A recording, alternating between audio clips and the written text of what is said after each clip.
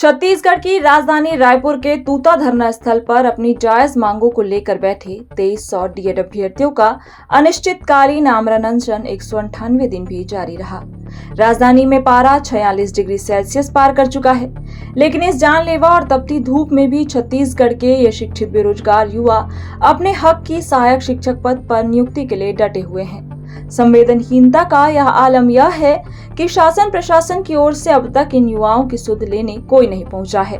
संघ के प्रतिनिधियों ने बताया कि हाईकोर्ट ने इस मामले में संज्ञान लेते हुए साफ तौर पर 2 महीने के भीतर उचित निर्णय लेकर पात्र डीएड अभ्यर्थियों को तत्काल नियुक्ति देने का आदेश जारी किया था। कोर्ट की समय सीमा बीत जाने के बाद भी आज पर्यंत तक विभाग और सरकार द्वारा इन युवाओं को नियुक्ति पत्र जारी नहीं किया गया, जो कि सीधे तौर पर न्यायपालिका के आदेशों की अवहेलना है।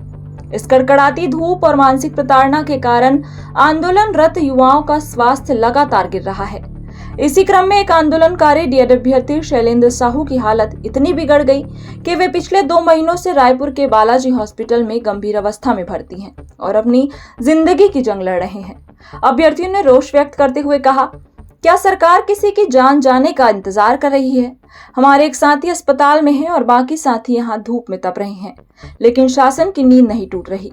अभ्यर्थियों ने बताया कि कुछ समय पूर्व शिक्षा मंत्री गजेंद्र यादव ने संवेदनशील मुद्दे पर बीच का रास्ता निकालकर जल्द समाधान करने का लिखित और मौखिक आश्वासन दिया था, लेकिन हफ्तों बीत जाने के बाद भी आज तक राज्य सरकार की तरफ से कोई ठोस कदम नहीं उठाया गया और न ही कोई जिम्मेदार अधिकारी या मंत्री अनशन स्थल पर अभ्यर्थियों का हाल जानने आए। तपती धूप में अपने जीवन को दांव पर लगा चुके अभ्यर्थियों ने 2 टूक शब्दों में कहा है कि जब तक हमारे 2300 पदों पर सहायक शिक्षक की नियुक्ति का आदेश जारी नहीं हो जाता, यह आमरण अनशन समाप्त नहीं होगा।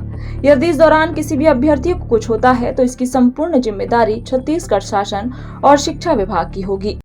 हम अपनी जो 6वीं लिस्ट है उसकी मांग के लिए हम लोग सभी नेता मंत्री सभी विधायक से जाकर विनती की कि हमारी जो प्रक्रिया है वो उससे आगे बढ़ाया जाए और एक ठोस निर्णय लिया जाए हमारे जो हित में ध्यान रखते हुए। और हमने हाई कोर्ट लड़ा है, सुप्रीम कोर्ट लड़ा है, पुनः हाई कोर्ट लड़े हैं। उन्होंने बोला है कि 2 महीने के अंदर हम लोग को नियुक्ति दिया जाए।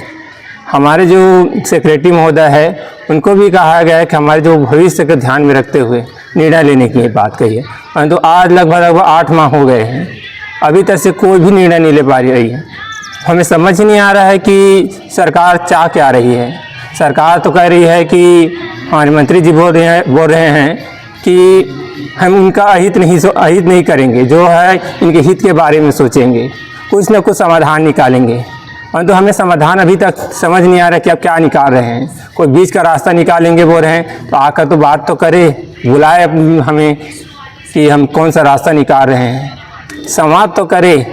हम यही चाह रहे हैं और जितना जल्दी समाधान हो हमारे पक्ष में, हमारे भविष्य को ध्यान में रखते हुए निकाले, यही हम मंत्री जी से निवेदन करते हैं।